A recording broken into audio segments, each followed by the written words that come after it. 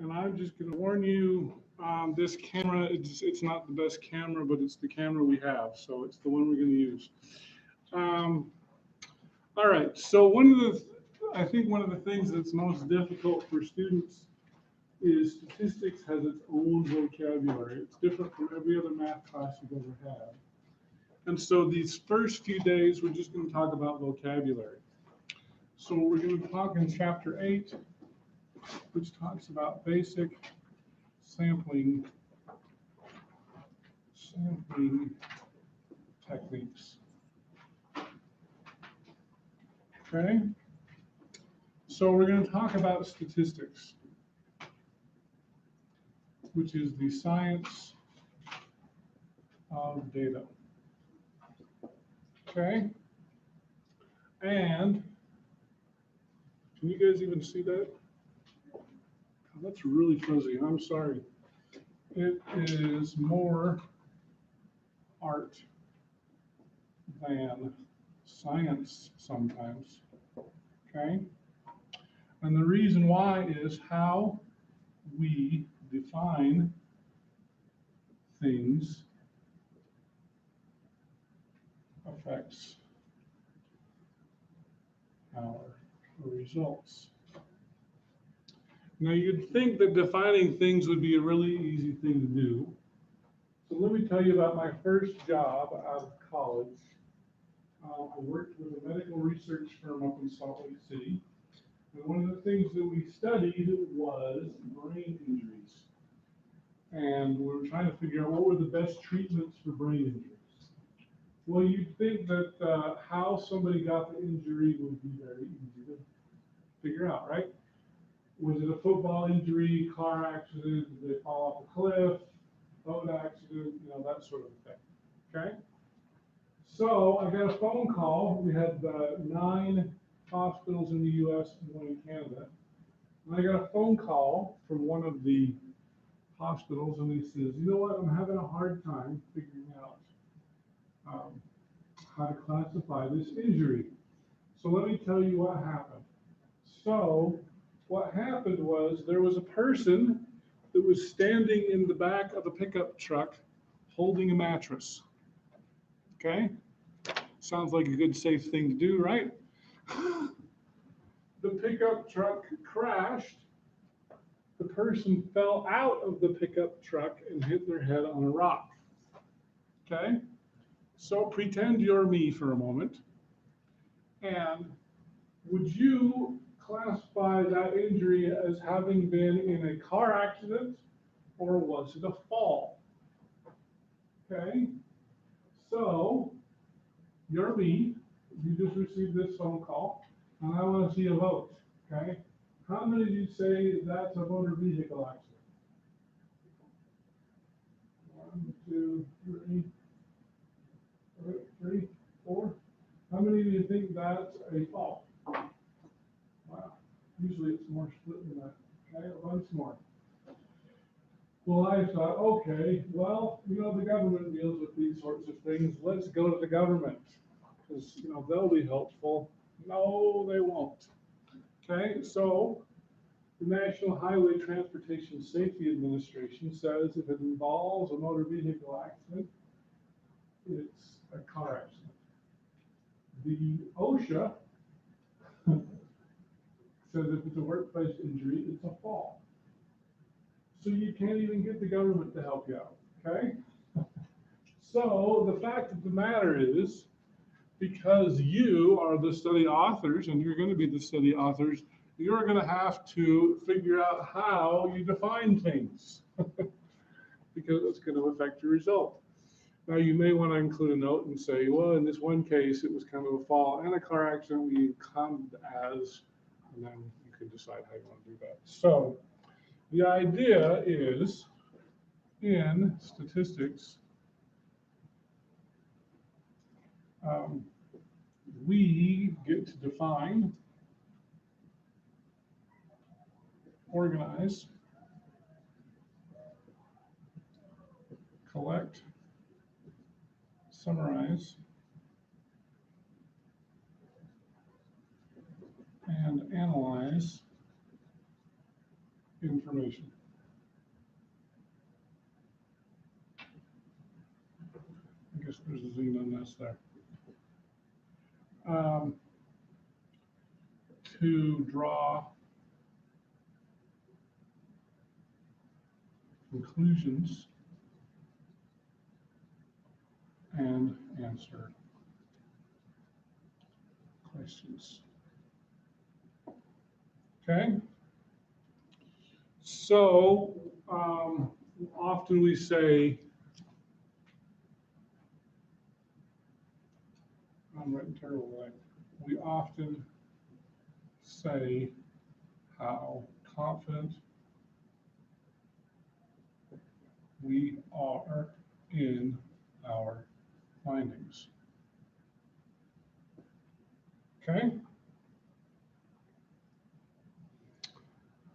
All right, so some terms that you're going to need to know for our quiz on Thursday and your homework.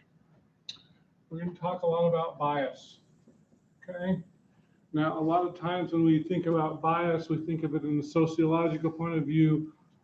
You're biased against someone, but with statistics, what I mean is to systematically favor certain outcomes. And I want to include that it's often unintentional. Okay? Now, if I want to do a phone survey, and if I use the telephone book, which I'm probably going to have you guys do, who still has home telephones? You have one? Your family does? So do young people have home phone numbers? Who has them? Old people. Okay? So if you're going to do a phone survey, unintentionally, if you're only going to call home phone numbers, you're going to end up talking to old people. You're not going to get young people because all young people have cell phones. Okay?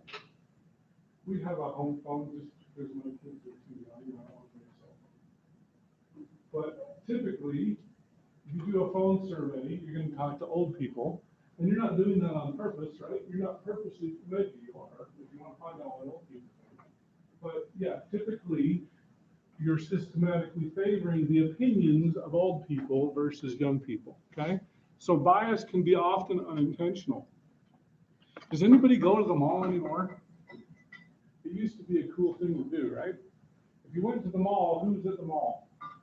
Especially after school. You got young people hanging out at the mall, or if you go early in the morning, who's there? The old mall walkers, right? Okay? So if you want to do a survey at the mall, if you go at, before the mall opens at 8 o'clock, once again, you're going to get old people. If you go after school, you're going to get young people. Okay? So once again, you've got a problem with bias. Now here's another term that we need to know is population. Okay? Population is the entire set of individuals we want information on. And a sample is a subset of the population, okay? And we try to draw conclusions about the population from the sample. Okay? All right, so I'm going to pull up a couple other words. Parameter is a true value of a population. And it is often unknown. We also have a statistic,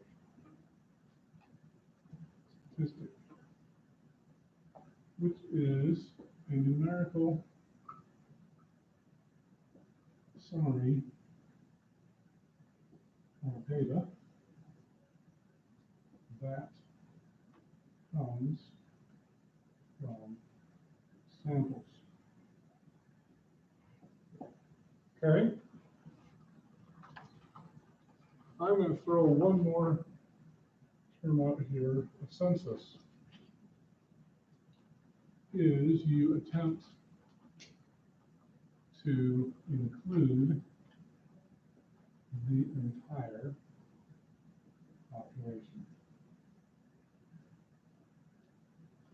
Okay? So these are some terms that you're going to need to know for tomorrow. Am I off the screen? Oh, I didn't even get on the screen the first time. You guys are supposed to tell me. Oh, there we go. Now we're on the screen. Okay, you guys are my eyes for my cameraman. If you want to watch this later. It is backwards there, but it'll be forward when you watch it. Okay? All right. So, now let me give you an example. A lot of the homework problems you're going to have are to identify the population, the sample, the parameter, and the statistic. Now, the idea here is, and we're going to get the idea, we want you to be able to apply this to real world data. Okay? Now, chapter 8 is really the foundation. I don't know why they didn't make it chapter 1. In the old book, this was chapter 1. And I think it should still be chapter 1. Okay, we need to get some basics down first. Okay? So let me give you a example here. And let's say that in 2016, 51% of people, actually, let me back up. In October of 2016, let's say that the Gallup survey found 51% supported Hillary Clinton. And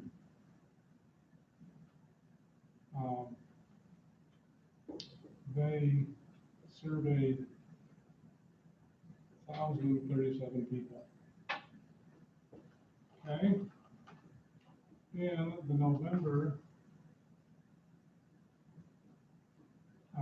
37, let's say registered voters. In November election, 52% supported Hillary Clinton.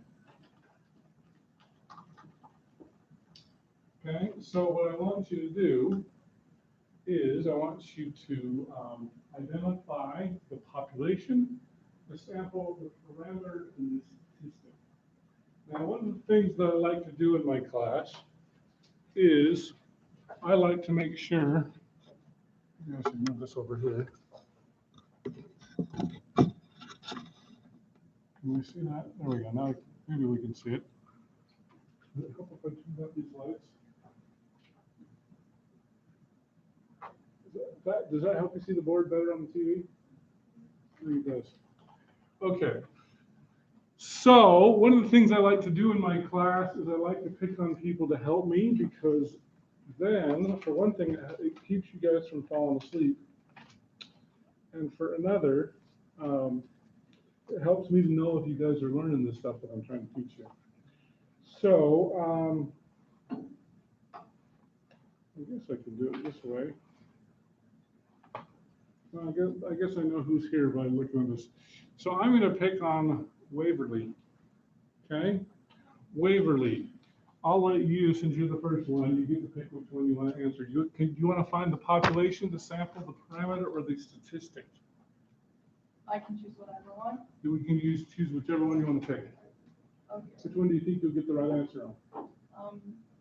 Probably the population. The population, in this case, is The registered voters. Surveyed. okay, so let's look at our definitions again. Population is the true value of the population. That's right, that's parameter. Population is the set of individuals we want information on. What are the set of individuals we want information on? Those that supported Hillary Clinton? Well, so you could say registered voters, or actually voters who voted, right? Because not everybody who's registered actually voted, right? Okay. So we could say American voters. Okay? That's what we're interested in. Now, would you say that the election, could you consider that a census? The actual election? The election. Doing it? Yeah. Yeah, and the election, it's an attempt to include the entire population, right? So the election is actually what we would call a census.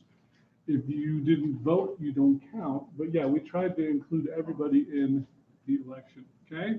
So the population is the American voters. Let's talk about the sample, okay? So since Waverly did that, let's pick on, where did I put my stuff here? Problem is we're going order. Here, we're just going to go out of order. Faith. I can't hear you. The what? The Hillary Clinton supporters? Well, did we only talk to Hillary Clinton supporters? No, who did we talk to? We talked to Donald Trump supporters too, right? So all the people in the sample are, we've got 1,037 registered voters. Okay? So that would be the sample. Now, parameter and statistic, those are quite related to each other. Okay? The main difference is parameter applies to population and statistic applies to sample. So P goes to P, S to S, right? Okay, so what is a numerical summary of data that represents the parameter? And let's pick on Rachel. Where's Rachel? Okay. What do you think? What's the true value of the population according to this? All Americans. Okay, so in the November election, what happened?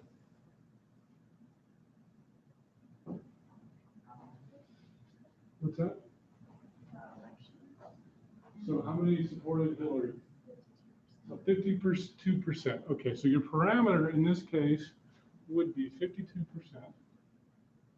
Okay, because that represents the population. Parameter and population will go together. 52% of American voters voted for Hillary Clinton, right? Okay, so now that we know that, what is the statistic?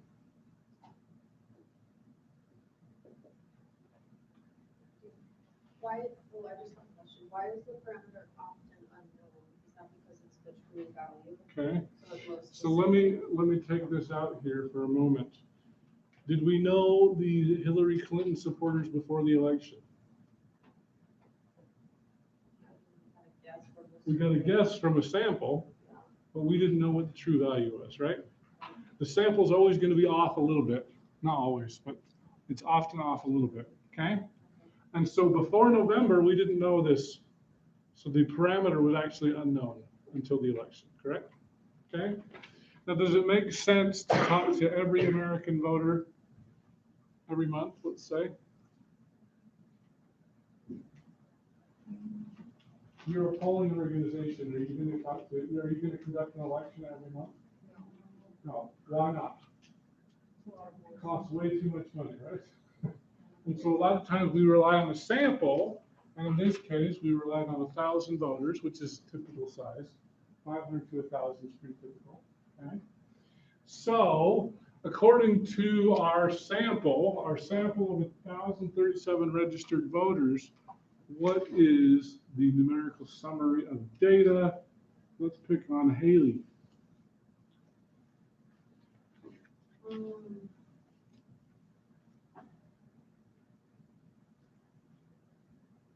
The 52 support. 52? Per 1,000. How many supported Hillary in the sample? 51%. Okay? So on your homework, this is a good example of a homework problem. You're going to be given some sort of a scenario. You're going to have to identify whether it's a population or a sample. If it's a population, you'll identify the parameter. If it's a sample, you'll identify the statistic. Okay?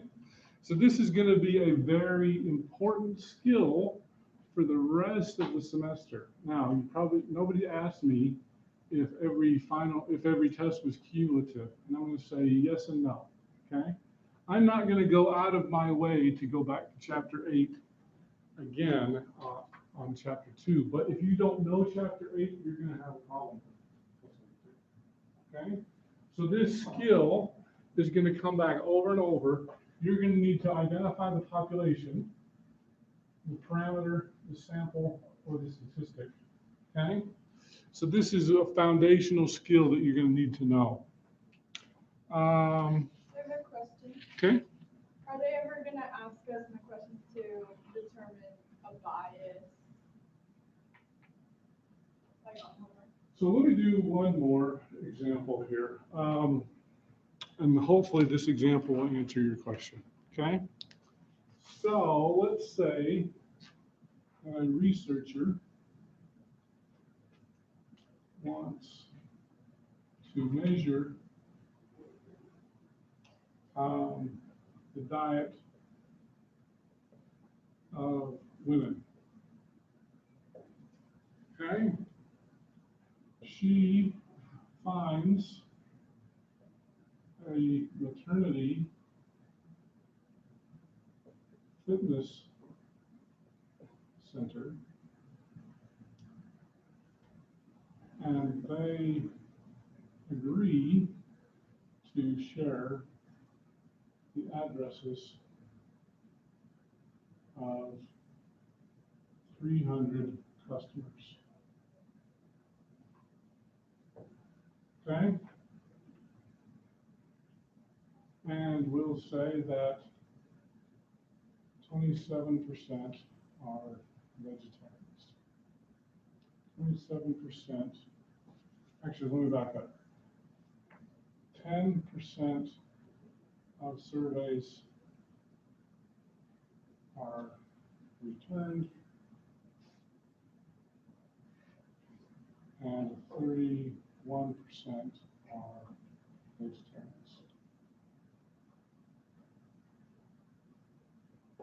Okay? Now, hopefully, that's fairly on there. Okay? Now, here's what I want to make sure that we can do. The skill that I want to do here is, what's the population? What's the sample?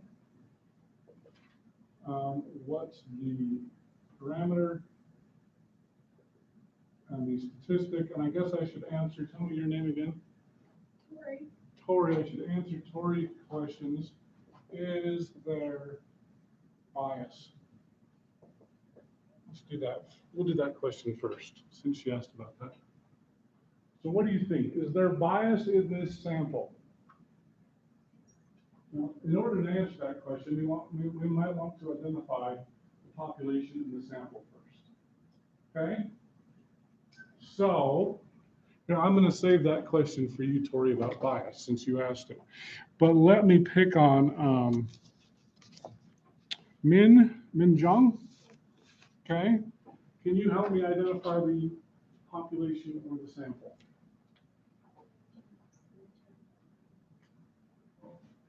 Do you go by Min or Jung or Min Jung? Min? Okay.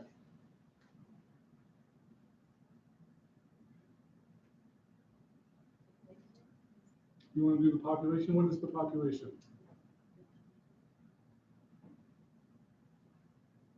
Or maybe I should say, well, go ahead. I'll leave it in clues yet.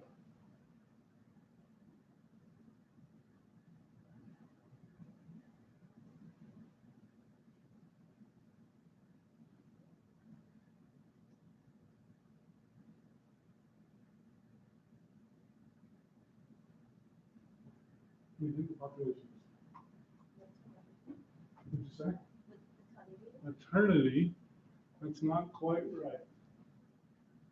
What's the intended population? Look at this sentence here. Women. The population is all, in fact, I'm going to say all women. What is the sample? They're maternity women, right? So, and how big is the sample? No, it's not 300. It's 10% of 300, which is 30 women. That's not a very good survey, is it? Okay. All right, 30, and it's not just women. These are maternity, or we'll say pregnant. So there are 30 pregnant women who go to a fitness center. So now, was it Tori? So tell me, do you think there's any bias in this sample? Yeah. What's the bias? That the person during the survey only went to women at fertility. Yeah, we're talking to pregnant women who go to a fitness center. Does that represent all women? No. And so we got 31% that are vegetarians. Do you believe that 31% of women are vegetarians? No, but you could probably believe that as a fitness center, right? Okay, so is there bias? Yes. Okay, this might be convenient because she knows a maternity fitness center and they have women, so that's partially correct, right? She's got some women. Okay, but yeah. So we've got some problems here. What's the parameter in this case? Do we have a parameter? How about harder? Probably don't know. Yeah, we don't know. We don't know what because we're talking about all women, right? Do we know what percent of all women are vegetarians? So the parameter, sorry, is unknown. What's the statistic?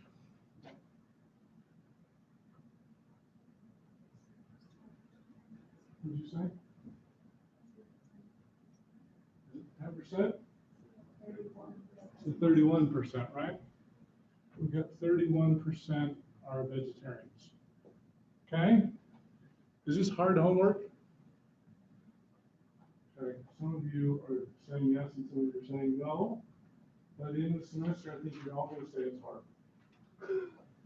This skill, like I said, you're going to have to do especially when we get to the end of the chapter, when we start doing hypothesis tests and confidence intervals.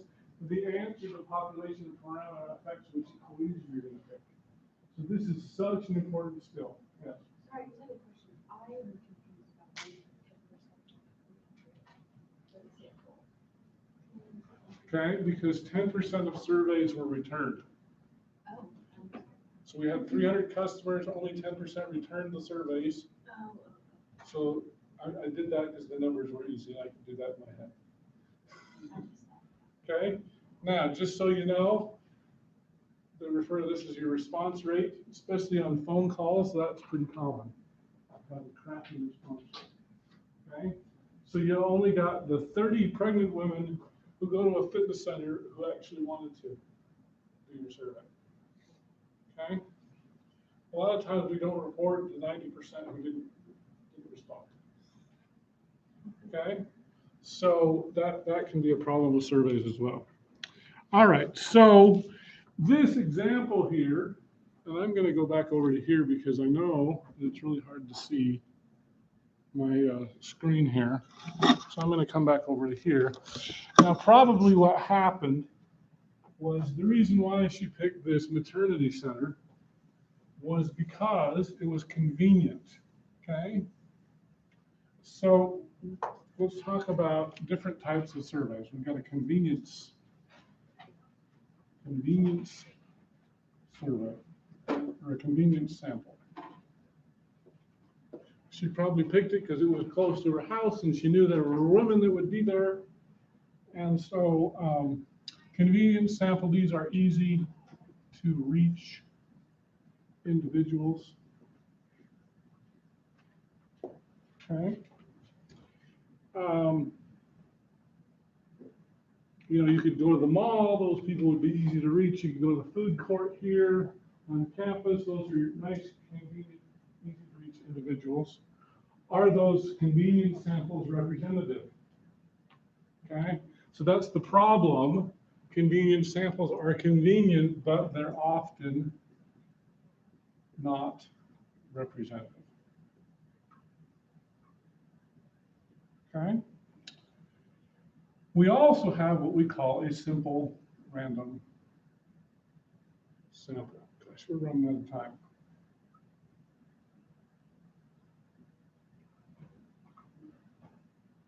Okay. And the idea here is you have a sample of n individuals and everyone has an equal chance to be picked. Okay. Now typically we use some sort of a random number generator. Okay.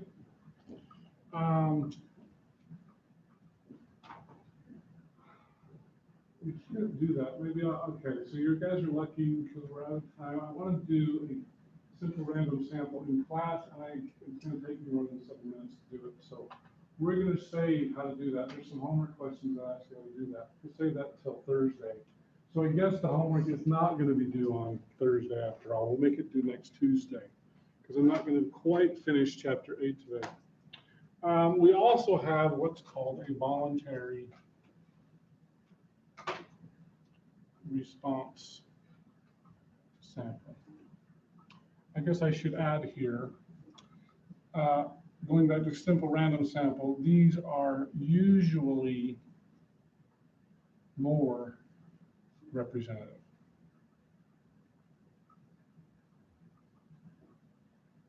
Okay. Now, as part of your project, I'm going to have you guys do different sampling techniques, and we're going to compare and see how they work. But a voluntary response sample, you can think of as websites, radio call-in shows,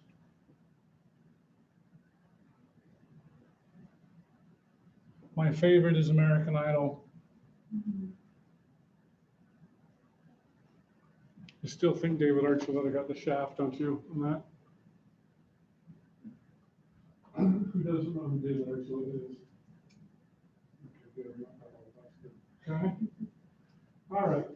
So the problem with voluntary response samples is you get strident opinions. Okay.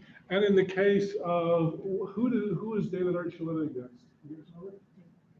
David Cook. He was David something. David Cook, Missouri had more population than Utah, so that's how David Cook won. Has he produced any music that anybody likes? No, he's terrible. Okay. So we also have what's called, we're going to probably, I'm going to give you these definitions. Unfortunately, we don't have enough time to do the activity that I wanted to do, but we'll do the activity on Thursday, and that'll help you guys to better understand this. Before I do that, let's talk about a sampling frame.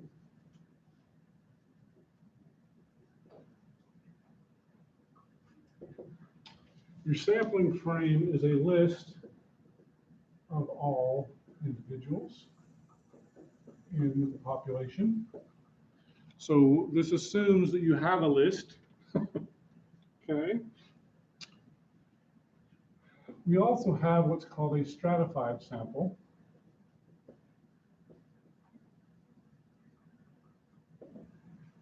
Okay.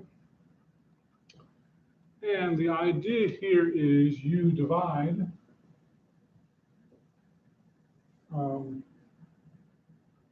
your population into groups first. Okay, some groups that you might want to divide them in. So examples, maybe you'll divide them into race. You want to have 10% Black, 20% Hispanic, whatever the numbers are, you know. Or you could divide them by income. You want poor people, middle class people, rich people. Or you could divide them by education. Okay. Under high school graduates, college graduates, that sort of a thing. Okay. The idea here is simple random samples are usually some of the best samples, but just because of randomization, you might miss Black people, or you might miss married people, or you might miss whatever. And so the idea here with a stratified sample is you divide them into groups first, and then randomly pick from the groups. Okay? And so that way you have the race properly represented, the income, the education level, those, you know, gender, anything you want to do. What are we doing here?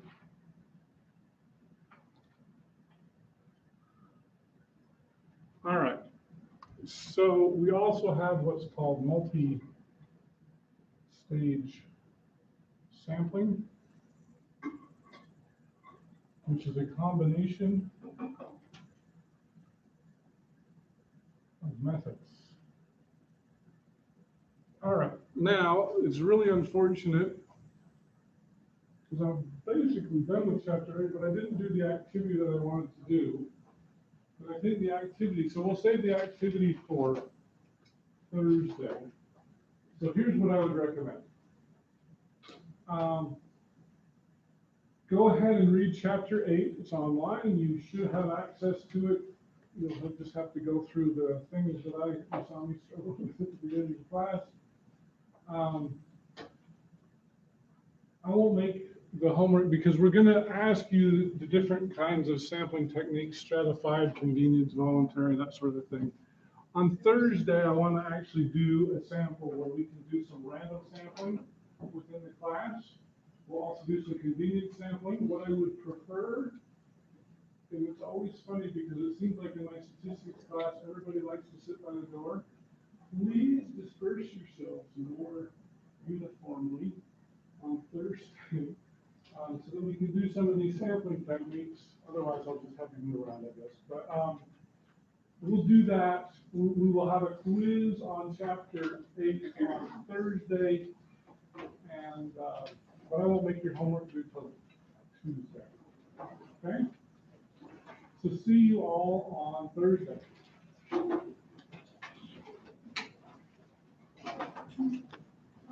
Thank you. Mm-hmm. I'm Katie, by the way. Yeah, I was nervous for this, but it's actually sort of cool. Hi, how are you?